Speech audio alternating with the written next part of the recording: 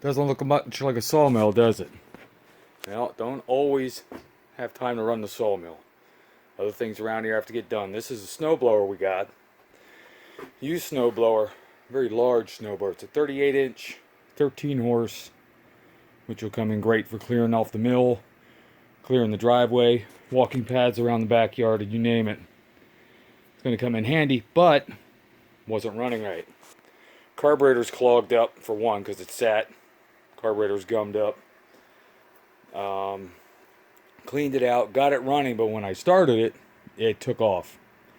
And revving to the moon. And after some investigation, found out, okay, here's the motor here. Have that out. I'm sorry, engine. I've been told about this. It's an engine. Motors are electric, engines are gas. Or diesel. But this was the front of the motor. Engine. Where the pulleys were mounted, the drive pulleys for the impeller and the drive unit for the drive wheels. Anyway, underneath that cover is a governor that controls the RPMs of the motor based on load. I thought the governor went, it flew apart, there's nothing governing the engine, it's allowing it to run away. The governor's still here. It does not appear damaged, although I am going to replace it. Because at some point this thing over-revved. Didn't hurt any of the valves. Valves are all good. Check them out. Cam's good. There's hardly any marks. There's little to no hours on this machine. This is great. But right here is a wear mark inside the engine case. And that is where the governor sits. So it got shoved all the way over against there somehow. And when these things open up and actually raise up when they open up, and actually no, the center does, something happened to shove this all the way over into the case on the inside and damaged it. So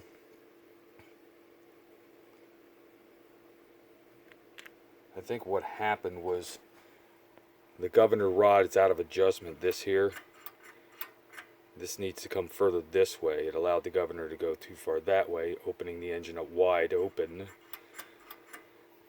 Anyway, this is some of the other stuff I'm working on this instead of running the sawmill. I've got the engine apart. These are super easy in comparison to the motorcycle, dirt bike, quad engines I used to tear down and rebuild from the transmission up. When you open these up, camshaft, crankshaft, governor rod, that's it. In the ones I used to take apart, they had primary and secondary shafts for the transmission and all the gears and the shift forks and you name it. If you know anything about those engines, you know that they're a little bit more involved than these are. But anyway, let me see if I can set this up. Hold on one second. Okay, if you have the motor sitting up, see the carb here, and this throttle linkage, although the throttle is turned all the way down, this is your throttle adjustment. That turned all the way down, the throttle is still wide open, although there's less spring tension on it. This should be here, not here.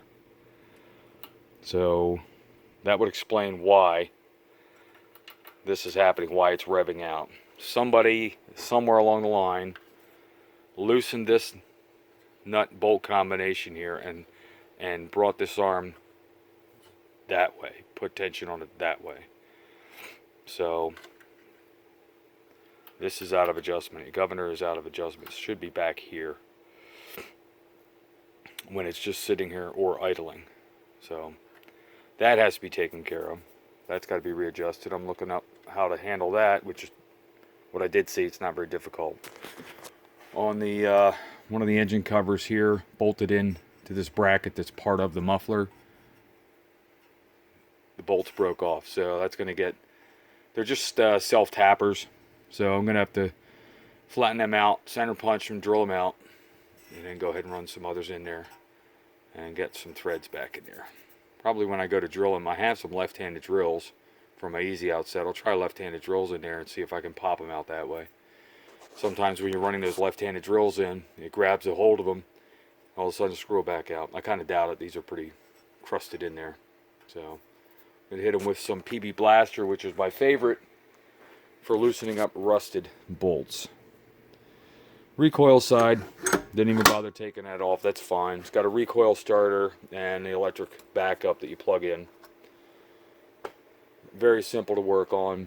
I've got a list of parts, including a new carburetor, because yes, I cleaned this out, but it's still damaged from ethanol. If you can get away from ethanol fuel, guys, do it. Ethanol fuel is destroying every engine I've ever opened up, unless it's an old engine. This was built in 04. The machine was sold in 06 originally. Older engines, the aluminum in the carburetors and stuff seem to be able to handle it, although it still dries out seals, fuel lines, primer lines, everything that fuel comes in contact with. Ethanol fuel just eats it. So I found a place not too far from me, although it's inconvenient to go there. It's really convenient because it's non-ethanol. Non-ethanol free. It is 100% non-ethanol fuel. That's what I run in my Sawmill. That's what I run in my chainsaws, because I've gone through carburetors in those. All of my steel equipment, the trimmer, hedge trimmers, weed whacker, what else is over there? All the chainsaws, things like that. Those all get non-ethanol fuel because I'm tired of replacing carburetors. It just dissolves the aluminum away, corrodes it, dissolves it. You get a gray sludge in the carburetor, everything gets crusted up, and it's done. You still have to put a stabilizer in for storage, longer term storage. I put stabilizer in every time I get the fuel anyway, so it doesn't matter. Same with my diesels, they get a diesel treatment. So right now I'm waiting for parts. Pull this old carb off. I'm going to hold on to it though. Hold on to that carb just in case. Wouldn't mind trying and run it with the old carb. If I can run it with the old carb, I'll take the new one back. But why bother? Ethanol's been in there. I know it's corroded it, so all it's going to do is cause a continuous issue. So might as well just dump it. What else? That's about it. New belts. They're going to go on there for the drive and for the impeller. Of course, new gaskets where needed. I did get the pulleys. It's a two-piece pulley on this. Odd. This is for the drive, for the power-driven wheels. It's a two-piece pulley. It doesn't expand like you would in, say, like a snowmobile transmission. It's still just, when it's on there, it's bolted in behind this one. This one here varies based on load. It's got the springs in it, and it'll vary based on load. This one, you can see the face, or the inside of this has got indents here, raised areas on that one. They lock together, which ties the two halves together. But they were a little tough getting off the shaft. A little bit of PB Blaster or bearing puller or a pulley. Yeah, bearing puller or a puller. Three-prong puller, but I couldn't get all three on there, so I went with a two and got them all for there. But faces are a little corroded. Not too bad, but they were just tough getting back on there. I figured, you know what? A couple bucks each. I think they're like $9 each for each half. Just get new ones. So, a little bit of dirty, greasy, oily stuff. Here's a Briggs & Stratton 13-horse motor. I'm not a fan of Briggs motors, but hey, it's what's on here. I'll make it work. But either someone's slopping oil or it had a slight oil leak in it. But it won't once this case cover's back on there with the new gasket. Everything else seems to be functioning. It's got this thing's got all the bells and whistles. It's got hand warmers. The chute is all power, rotate on the chute. Directional on the chute is not. That's That's a manual pull here on this lever. But like I said, 38-inch cut, 13 horse, a little underpowered for a 38-inch cut, so I'll have to take a half a cut. The only tough one will be the first one I take with it. Everything after that will be half a cut. But I haven't even used it yet. So, and we've had it snow. Our snow was a heavy, wet snow. It probably wouldn't have worked well in that one, but who knows. We had about 8 inches, 8, 9 inches of snow. So, like I said, everything else looks solid on it. The motor, engine. See if I hear about that in the comment section. The engine has to be revamped here, get it cleaned up. Get it running is the biggest thing. Get it cleaned up and get it back on the machine. Everything else is intact, just the governor, carburetor, associated gaskets and seals, and we'll be back in business. Like I said, everything else, there's not even a mark in the cylinders at all. The cylinder walls are clean, piston rings are clean. I'm going to do a valve adjustment since, I mean, even doesn't have many hours on it. It's got enough probably break-in hours, and I can do the valve adjustment. That's under here, this cover here, which I took a look at. I had to get under there when I was, actually, hang on one second. Initially, when I took this cover off of here, this is the cam. The cam fell out, and the two push rods fell down, and there are two, I don't know if you want to call them tappets or whatever, that actually ride on the cam. They look like valves on this end. That's what I thought fell out at first, was valves. I'm like, valves aren't at this end, they're at the other end up at the top of the head.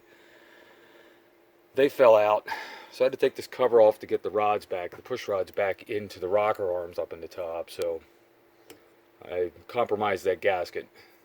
Although it looked fine, it'd probably be fine. I just ordered a new one. I'll do the valve adjustment. Timing is set.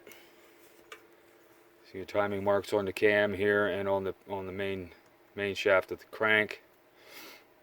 Line up those marks. Top dead center on the piston, and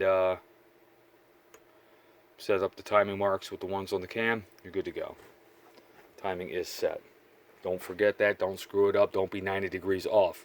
Make sure you're top dead center on the compression stroke, and that would be that's proper timing then. But we'll get it back together, get it running. I don't see any reason why it shouldn't.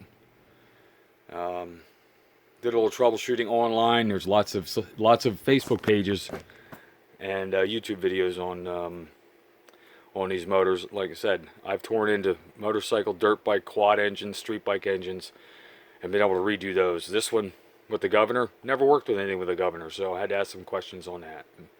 Why not stop wasting time, go to the people who know it, who work with these things all the time, get some quick answers, and be able to fix the issues. So that's what else happens out here at the Iron and Oak Sawmills. We're actually in my shop now, which is an absolute disaster because we were working on an extremely large table for my shop. The shop's only 16 by 24. The table was 8.5 by 4.5 roughly. And they took up the center of the shop. I couldn't really pull any other machines out once we got that thing glued up and set up on the horses while we were doing the sanding and prepping on that. So, but that is out of here. Everything just got moved out of the way. Yeah, I can't wait to get to that one. I'm not even sure what that slab is. I actually bought that slab before I was doing sawmill work. And that was already flattened and everything. I got it at an auction. There was probably 200 to 300 slabs in this auction. I've got that one, which, looking at it, tons of curl here. I'm thinking this might have been some maple. Somebody said something about sycamore, but I don't know. We'll find out. A couple old barn beams here. Behind that, I was told, I still haven't even looked in it, told that that's black walnut. Unfortunately, that's got a curve to it. Curves this way. So I've got to get inventive with how I flatten that out, because if by the time I flatten that curve out, I'm not going to have any slab left. So I saw some other work that was done with a curved slab where they sliced it down the middle, spread it apart. They have a steel frame under it and great big wide bow ties going across it. You wouldn't even need the bow ties, but they just add some character to it. great big wide bow ties. We're talking like 8-inch by 4-inch bow ties. Behind that slab is another smaller slab, and that's black walnut. Actually, two smaller slabs. The one back here, that's one off my mill. It's my first bow tie work right there. But that's going to become a coffee table. And I've got a black walnut farm table that has to get built. Half done projects that right now are taking up room in my shop. Miscellaneous lumber. I need a lumber rack. There's a quarter saw white oak. That one's pretty nice. There's a cut off of one of those 6/4 oak pieces I was using for that tabletop. Miscellaneous piece of pine that my wife likes. She wants to make a shelf out of. Here's the 4 legs. These are all glued up for that farm table I just showed you there in the back. Well, it's all solid black walnut. We got these are going to be breadboard ends for that table. 2 of these are anyway. And unfortunately, I had a request for some black walnut, and I sold my 2 long skirt boards for that table. So I'm gonna have to get some more. I have 4/4 black walnut drying. These were 5/4, I believe, or 6/4 black walnut at one time. So I might just have to switch that to 4/4 black walnut. All kinds of stuff on the shelves. You got the lathe is buried. I can't even get to it right now. Just excess lumber. You know, my lumber rack, which is up there in the rafters, is full of stuff that I'm probably not going to use. I was thinking of actually getting some of that out of there and selling that off and use it for stuff more that I have lined up for projects rather than just storing it in here. So I've got sawhorses in the way here for one. Get those out of the way. Back here on the shelf, like I said, I have not done anything on the shop. I've got miscellaneous lathe tools laying back here, need to come out. I've got some bowl blanks. I got to finish turning. A little bit of miscellaneous lumber up here. I like that piece up there. It's a big old chunk of mahogany. That one came from Martin Guitars in Pennsylvania. Can't get that stuff anymore. At least not from there. At least not, I can't get it from there anymore. But that was that piece right there. Nice big hunk of mahogany. Got some other teak up there. That's my little exotic stack up there, teak. I think there's some, I don't know, cocoa up there possibly. Some of the stuff I haven't been able to identify. Just miscellaneous pieces. I got some turning blanks here. These are ash 4x4 turning blanks. I got some black walnut turning blanks back there. These are, if you've never done segmented turning, these are boxes full of segments that are already cut and ready to glue up. Black walnut, oak, red and white oak, hickory, there's cherry. What else? There's more boxes sitting over there. Same thing, full of, oh, those are actually full of staves, or something I call for stave mugs. We're going to be making stave mugs out of them. Zoom back here. This was a quick mock-up of one. The joints on that thing turned out really nice. They're nice and tight. Take them apart, groove each one in the same spot. Do a round cutout. And as you glue this up, put the round cutout in there as the bottom. You flip it over, you line it with food safe epoxy.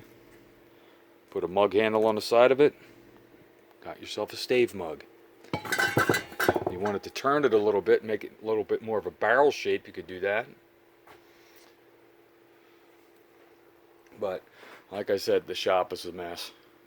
I had to take my saw out of the way from the garage door when we took the tabletop out of here. We had to walk it out through the door, it was too big. It's my joiner. Auction find. Keep an eye on the papers, guys, for auctions, or auctionzip.com for somebody selling out their wood shop. This thing was practically new. Got a couple of nicks in the blades. I got some new blades for it. It's good to go. Nice 8-inch grizzly. with the parallel, I think they call them parallel beds. The ones that aren't a pain in the ass to adjust. Another auction find, Grizzly bandsaw. I'm not liking this one. I like it. I mean, power-wise and everything else is great, but there's not enough clearance here for doing turning blanks, bowl blanks. It's only about 7 inches there, so can't saw the blanks down the way I want, or do resaw out of small pieces on there, which is another thing I like to do. So, drum sander, Performax, which is now, oh god, I forget the name of the company now. This was brand new at an auction. The guy was kind of eccentric. He'd buy up machinery, look at it, and try to redesign it. He never touched the thing. It sat in his shop, never used. So I got it brand new at a bargain at the auction. Well, lunchbox planer here, DeWalt lunchbox planer. That's man, I need a bigger planer. That's one of the first things I like to get when I get a bigger shop. Bigger planer. That's not enough. This is going away. This was an old rickety table for a router table shaper. Somebody modified it, made an old rickety table for it. I took that rickety table apart, took this cabinet and the top from the old rickety table, which is actually a hard maple laminated top, and incorporated it onto the cabinet, which made it a lot more functional. Put it on some casters, roll it around, but probably not going to use that very much. It's not very powerful. I think it's only 1.5 horse, if that, or half horse. What I'm going to do is here on my table saw, I have the extension for the table saw here that has a spot to drop a router lift in. And put that on there, incorporate the router into the table saw. It's not going to take up any more room because it's going to come out this far anyway, where these arms do. And yeah, so I'll have the router table and the saw all in one, and the router lift will be flush, so I don't have to worry about taking boards over top of it or anything else. So that'll actually free up some space. Space is of consideration all the time in a shop like this. Another auction find, dust collector, a Shopsmith dust collector. Beats a shop vac. What I want to do is make a cyclone unit for that, so I don't have to worry about emptying these bags all the time. Just pull the lid off the cyclone unit, take it out and dump it, rather than pulling that plastic bag off the bottom to dump it. I don't have heat. I have electric out here, but I don't have heat for seriously cold days, so unfortunately I have to run kerosene, so I have to be careful about finishing things out here. I have to hold off on finishes in the wintertime. I'm not a fan of the smell of the kerosene. I'd rather not. Right now, it's not all that cold out. I think it's about 40 or so. So the electric heater does a decent job of keeping it warm out here. Little Ryobi drill press, which is, again, stacked with all kinds of stuff. I've been told most every wood shop looks like this. I don't like mine looking like this. I don't care. I would rather have it nice and organized, but I've got the lathe over there with all my tools on the wall, which is actually a bad place, I found out, because I reached for one of those tools. It's right over top the lathe. The lathe was on. I reached for a tool. I dropped it. You want to watch a guy duck like duck at the speed of light, because I didn't know where that tool was going to go. It missed the spinning piece in the lathe and fell to the floor. But that rack's got to move. In fact, we're going to relay the whole shop out. Right now, zoom back again. These cabinets are along the narrow part of the shop. This direction here, going towards that wall and back behind me, that's 16 feet. To my right and left at this moment is 24 feet. I want to take these cabinets off of this wall, put them back here along this wall. That'll make the shop wider at this point. A little shorter, but I've got 24 feet. I can line my machines down each wall as I need one, roll it out. Right now I've got machine behind machine. Machine, and this is where my table saw usually sits, over there. So I'm taking one from behind the other. So if I can just go run them down each wall, I'm not digging one out from behind another. It'll work out much better for me. Got my air compressor, my toolbox with the rollaway cabinet. Still got all my mechanics tools out here. just about. This is a project here. I'll have to show you guys that sometime. Live edge black walnut end tables and coffee table. That's another project that's got completed, and I was going to sell it, but apparently finding a market for that kind of stuff around here is a little tough to sell the finished product. Selling the slabs, not a problem. Lots of people like to make stuff out of them, but if you go to sell them, it's a different story. Maybe my price is too high. Probably is. But a lot of hours in that one. I'll have to take time out, dig out a picture. Maybe I'll drop it into this video. You can see what they look like. But that's my shop. Little pin sander up there. Buffing wheels for when I do some other metal buffing stuff. Wire wheels are up there. That's my sharpening. My low speed grinder for sharpening my lathe tools. If you're going to run a lathe, guys, get a low speed grinder and the one-way jig that mounts under here. One-way sharpening jig. Excellent way to sharpen your lathe tools. But low speed grinder is the way to go. It doesn't heat the seal up, doesn't turn it blue as easy. You don't have to, on a high-speed grinder it happens much quicker, so on the low-speed grinder it works out a lot nicer. I've got my coarse wheel on the right, fine wheel on the left, and that does an excellent job of keeping my tools sharp. So here's another thing that's been hanging around a while. I don't know if you can see that oval shape thing there, that wooden oval shape. It's actually an old washer tub, believe it or not. This tub is right now sitting on its side. It would sit this way. There's a tin lid in the top. You'd put your laundry in there. There was a water drain on the bottom. And there was a machine around this, and this would rock back and forth this way. Yeah, once you turn it up this way, with that being your top, it would rock back and forth. That's how it washed your laundry. Of course, the machine was junk. Transmission was broken in it. It was never going to run again. And I ended up scrapping the metal parts of it, but kept that wooden oval shaped drum. That is a cool piece, and I'm trying to find a piece of furniture to incorporate that in, but I have not been able to find anything yet. So, we're gonna have to check back in. Oh yeah, my dovetail jig up there. Some more turning blanks, bowl blanks up there. More bits for the dovetail jig. But yeah, the shop's a disaster. Right now I have to stop woodworking to do mechanics work. This, and I'm sure you've probably seen it in some of the other videos outside here, I have a log splitter that has a blown engine on it. I can get an engine for about $250-300, put it on there and have a functioning log splitter. And I can pass that on to someone else because I have one of my own already. So it was given to me. I'm like, I can get it running. Found out the motor was blown, put a motor on it, and go ahead and, like I said, pass that on to someone else. So, but that'll be, I think, after this, that'll be the next thing coming in. That'd be a heck of a lot easier.